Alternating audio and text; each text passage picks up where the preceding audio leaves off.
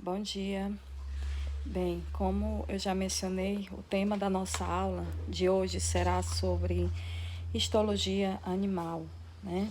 Então, essa parte de histologia é justamente seria o ramo da biologia que estuda o quê? O ramo da biologia que estuda os tecidos. Porque a própria etimologia da palavra, essa palavra histo, significa tecido, tá? E logia significa estudo. Então, é o ramo da biologia que estuda os tecidos. E o que são tecidos? São conjuntos de células diferenciadas e adaptadas a uma determinada função em animais, tá? Então, essa área da histologia também é chamada de biologia tecidual. Quais são os tipos básicos de tecido que nós temos?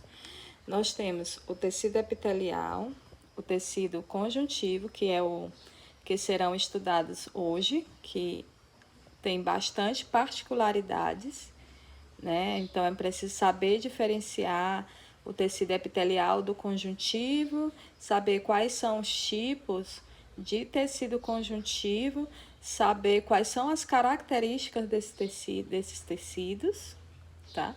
E os outros dois tipos que iremos estudar na quarta-feira é o tecido muscular e o tecido nervoso, também com bastante particularidades. Então, vamos começar a estudar, como eu falei, o tecido epitelial e suas características, né?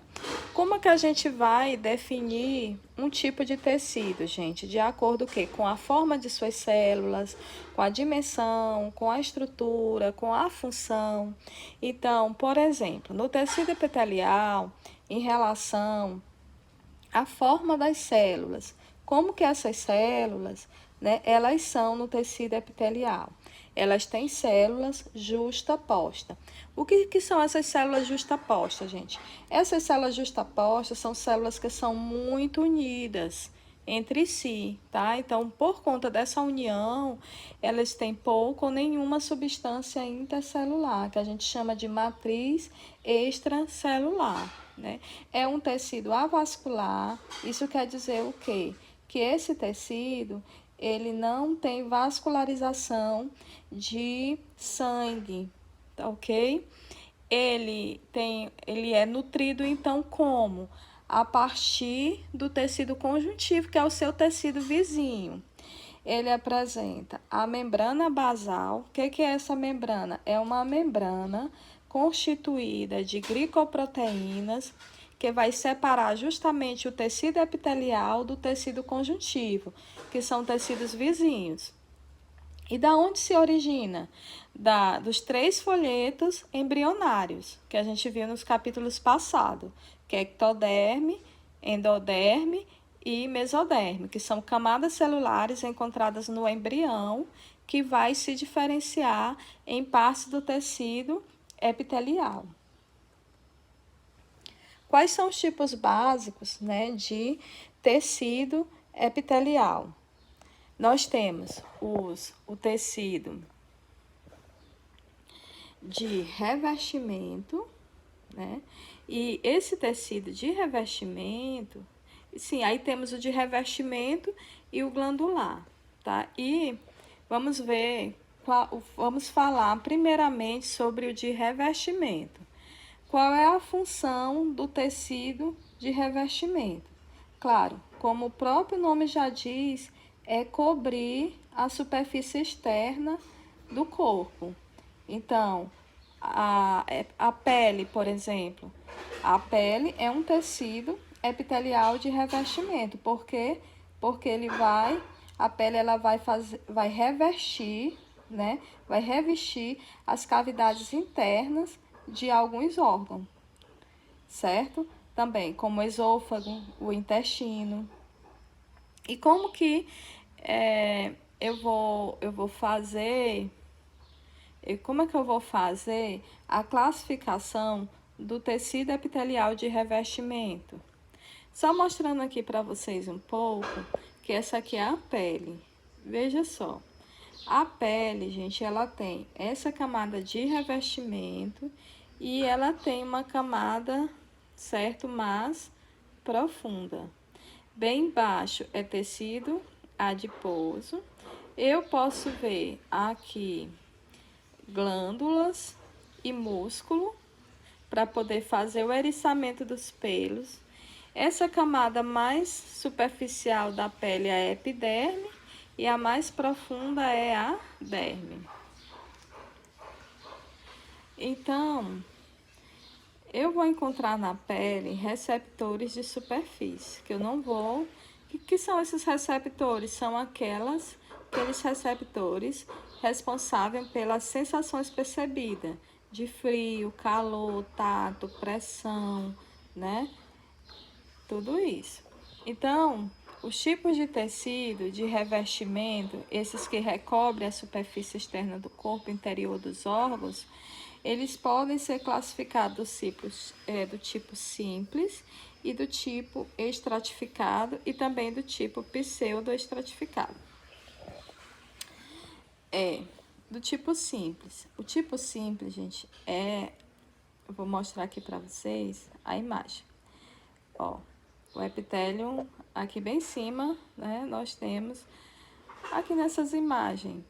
Eu tenho o tecido simples, que como você pode observar, ele é um tecido formado por apenas uma camada de célula, tá? Ele é formado por apenas uma camada de célula. Então, aqui eu vou encontrar em vasos sanguíneos, em pulmões, estômago e intestino. Ok? Ó, aqui eu tenho o pavimentoso simples, né? Pavimentoso estratificado. O estratificado, gente, ó.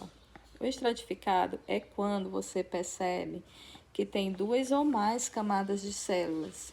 É o exemplo da revestimento da uretra, tá ok? E nós temos o pseudoestratificado.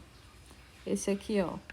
Pseudoestratificado é porque você percebe que ele é formado por uma única camada de célula, mas se você for analisar no microscópio, isso confunde muito, porque parece ser várias camadas de célula.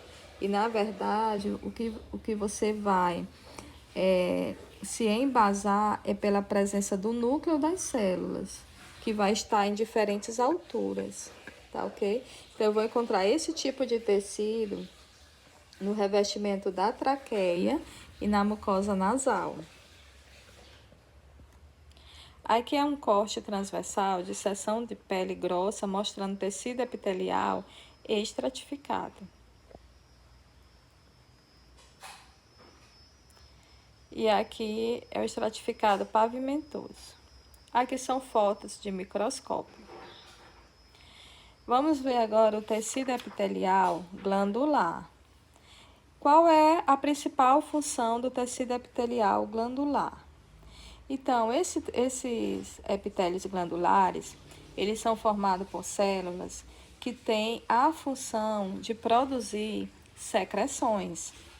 Então, essas glândulas, elas podem ser unicelulares ou elas podem ou pode ser multicelulares, né? Se elas são formadas por várias células. Nós temos a célula caliciforme, que é presente no epitélio da traqueia e do intestino. É um exemplo de glândula unicelular. Bem, a origem é do tecido epitelial de revestimento. Ela se origina a partir do tecido epitelial de revestimento e vai formar as glândulas. Quais são os tipos de glândulas? Nós temos as glândulas endócrinas, glândulas exócrinas e glândulas anfícrinas. As endócrinas são aquelas que como a glândula tireoide, ela não possui um ducto. Ou seja, a secreção da glândula endócrina vai ser liberada diretamente no sangue. Já exócrina, ela possui ducto, né, pelas quais as secreções vão ser eliminadas. na superfície do corpo. Então, um exemplo de glândulas exócrinas são as glândulas sudoríparas ou glândulas das cavidades, tipo as glândulas salivares. E as glândulas anfíclinas são aquelas que têm as duas funções, tanto endócrina como exócrina. É um exemplo aí o pâncreas, que secreta tanto substância na corrente sanguínea, né, que é a insulina e o glucagon, que são hormônios, como secreta o suco pancreático para o duodeno, para auxiliar na digestão. Ok? Então, eu já mencionei sobre isso aqui. E aqui tá mostrando, né, um pouco sobre essas glândulas, sobre o ducto, ok, observem aí o ducto, e sobre aquelas que não tem ducto. Então, aqui é glândula exócrina, porque ela não tem o ducto, e aqui é exócrina, ó, porque ela já tem o ducto de eliminação.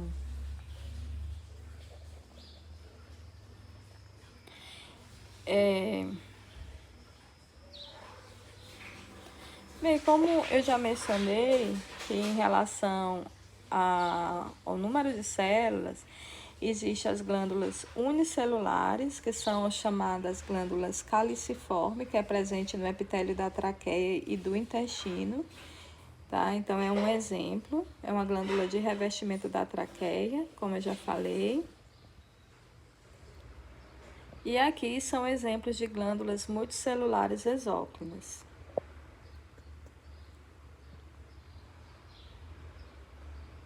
Então, aqui está mostrando glândulas unicelulares, glândulas pluricelulares acinosa ou alveolar e a tubular.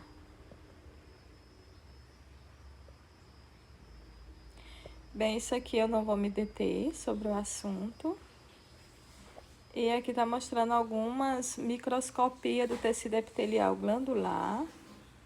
Aqui nós não vamos nos deter.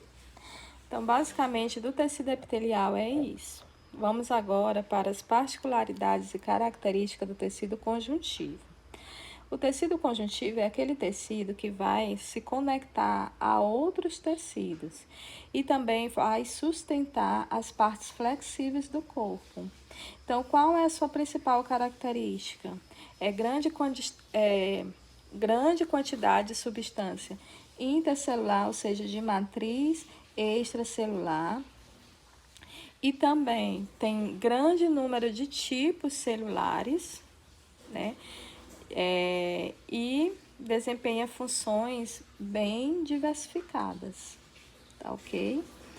Essas células, como eu falei para vocês, que são vários tipos, elas são de muitas formas, elas estão apresentadas de maneira espaçadas, né? E essas células, elas não vão estar densamente agrupadas como no tecido epitelial. Esse tecido também, gente, ele já é um tecido vascularizado, ou seja, tem vasos sanguíneos, tá? Que esses vasos sanguíneos vai fazer o transporte de gases nutrientes no próprio tecido. Quando tem tecido à sua volta, como é o caso do tecido epitelial. Então, na substância intercelular, que eu falei nessa matriz extracelular, nós vamos ter substância amorfa e fibras elásticas, colágenos, né?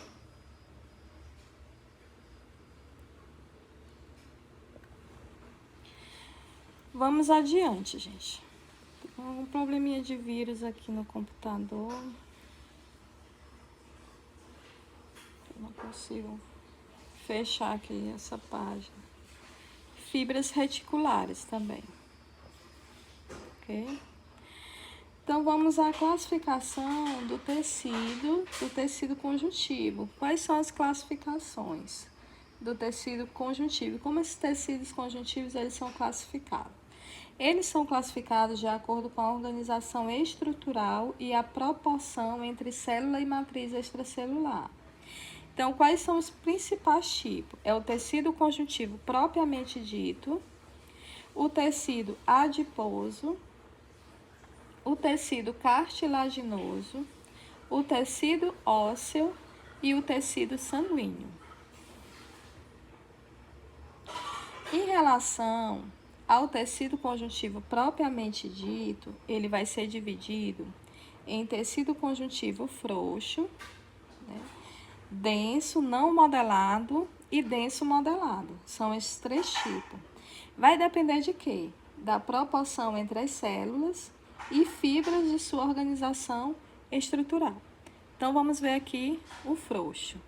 Em relação à substância intercelular, tem muita substância amorfa e poucas fibras, tá? Então, o frouxo é porque vai apresentar muitas células e poucas fibras, tipo a elastina, tipo colágeno.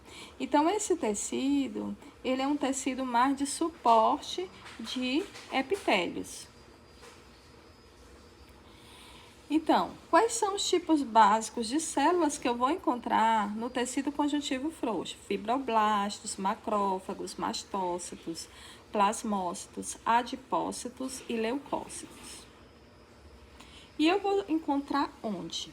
Eu vou encontrar mais em músculos, envolvendo os vasos sanguíneos.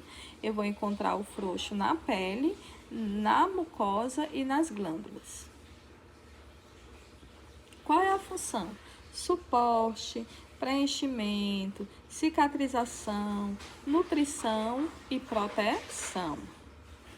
Então, tá mostrando aí, né, esses tipos celulares que eu acabei de mencionar. O denso. O denso, como eu falei para vocês, ele vai ser classificado em modelado e não modelado, tá? Então, o denso em si, ele tem a característica de ter pouca substância amorfa e já vai ter muitas fibras. E vai ter um predomínio de fibras colágenas, tá?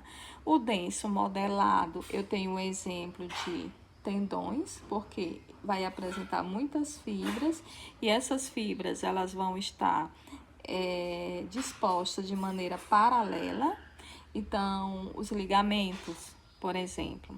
E o não modelado, eu já vou ter que ele vai apresentar poucas células e muitas fibras que estão entrelaçadas. Então, a diferença é que não modelado, as fibras estão entrelaçadas, como se estivessem bagunçadas. E no modelado, as fibras vão estar dispostas paralelamente. Tá ok? Outro tipo de tecido conjuntivo é o tecido cartilaginoso. Esse tecido cartilaginoso é aquele que constitui a cartilagem. Então, é um tecido que é um tecido de sustentação que dá resistência. Então, isso se deve principalmente às fibras de colágeno, à elasticidade, ou seja, vai ter elastina, né, que vai estar presente onde? Na matriz extracelular. Então, aqui eu vou encontrar células como os condrócitos e, em geral, esse tecido aqui não tem nem vasos e nem nervos. Então, existem 3 tipos de cartilagem, tá? Então, quais são os tipos de cartilagem? É a elástica, a fibrosa e a hialina. Ó, mostrando, né, os condrócitos. Bem, um outro tipo de tecido conjuntivo é o tecido ósseo. Esse tecido ósseo, ele já vai ser formado por um tipo de células que são os osteócitos, né? E também vai estar presente nos ossos, né? E nesse tipo de tecido tem vasos sanguíneos e tem nervos, né? Então, ele é o principal componente do esqueleto. E serve o quê? de sustentação, de proteção para os órgãos vitais, pois os ossos alojam e protegem, por exemplo, a medula espinhal, tá ok? E os ossos também estão associados aqui aos músculos e é um reservatório de cálcio, ok? Aqui a estrutura do osso, mostrando aí os canais de Haber. E aí fala um pouco sobre os tipos celulares, que eu não vou mencionar aqui, vocês dêem uma lida. O outro tipo de tecido é o tecido hematopoético, que é justamente aquele que é responsável aí pela produção das células sanguíneas, ou seja, o hematopoético, ele é responsável aí pela produção do tecido sanguíneo e ele é formado, né, por o tecido mieloide e o linfóide, que o mieloide é encontrado na medula óssea vermelha dos ossos esponjosos, que são as hemácias, as plaquetas, os leucócitos granulosos, que é eosinófilo, basófilo e neutrófilo, tá? Que esses são os tipos de leucócitos granulosos, porque também existem os agranulócitos, que esse será encontrado no tecido epitelial linfóide, que já vai ser encontrado no baço, nas amígdalas e timo. E aí nós temos os linfóides e os monócitos. Aí tá mostrando, depois vocês deem uma olhada com mais atenção. E um outro tipo de tecido conjuntivo é o tecido adiposo. Esse tecido adiposo, gente, ele possui grande quantidade de células adiposas, que são chamadas de adipócitos, e a principal função é regulação térmica em aves e mamíferos, né? E também reserva de energia, ou seja, armazena energia na forma de gordura e proteção contra choques mecânicos, tá ok? Então, está presente embaixo da pele e entre diversos órgãos internos. O tecido sanguíneo, ele é o sangue humano e é constituído por um líquido amarelado, que esse líquido amarelado eu vou chamar ele de plasma, e por células, né, que são os elementos figurados.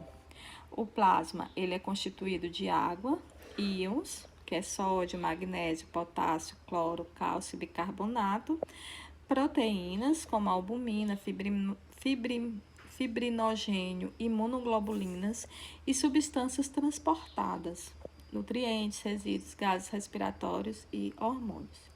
E os elementos figurados. Esses elementos figurados são as células, né, que nós vamos encontrar as hemácias, os leucócitos e as plaquetas. As hemácias são também conhecidos como glóbulos vermelhos, e os leucócitos são conhecidos como glóbulos brancos, e as plaquetas são fragmentos celulares. Então, as hemácias, gente, elas são células anucleadas, com formato de disco bicôncavo, como você pode perceber, que possui uma grande quantidade de hemoglobina. Então, essa hemoglobina é um pigmento capaz de transportar o gás oxigênio, né, que confere a cor vermelha ao sangue. Além de perderem o núcleo durante o seu processo de maturação, as hemácias perdem as mitocôndrias e a maior parte de suas organelas. Por isso, a sua viabilidade é limitada e ela precisa ser renovada constantemente. Então, tá mostrando aí as hemácias, né? Então, vou falar aqui um pouco das plaquetas. As plaquetas, ela está muito relacionada com a questão da coagulação sanguínea. Então, as plaquetas, elas são pequenos fragmentos de células que são fundamentais no processo de coagulação do sangue. Ou seja, quando acontece uma lesão na parede de um vaso sanguíneo, As plaquetas aderem à parede do vaso lesado e vai estimular a conversão de moléculas de fibrinogênio, que é uma proteína presente no sangue, em moléculas de fibrina, que são estruturas fibrosas que se entrelaçam formando uma rede. Então, essa rede ela vai funcionar como uma peneira que barra a passagem das partículas sólidas do sangue, que são as hemácias, as plaquetas, os leucócitos. Então, vai formar ali no local da agressão um coágulo sanguíneo e vai interromper a hemorragia, tá bom? Então, os leucócitos, como eu já mencionei, eles podem ser de dois tipos. Eles são maiores que as hemácias, né? Eles são encontrados no sangue e eles podem ser granulócitos e agranulócitos. Os granulócitos eu tenho o basófilo, o eosinófilo e o neutrófilo. E os agranulócitos nós temos linfócito e monócito. Bem, gente, então quarta-feira eu falarei sobre o tecido muscular e o tecido nervoso.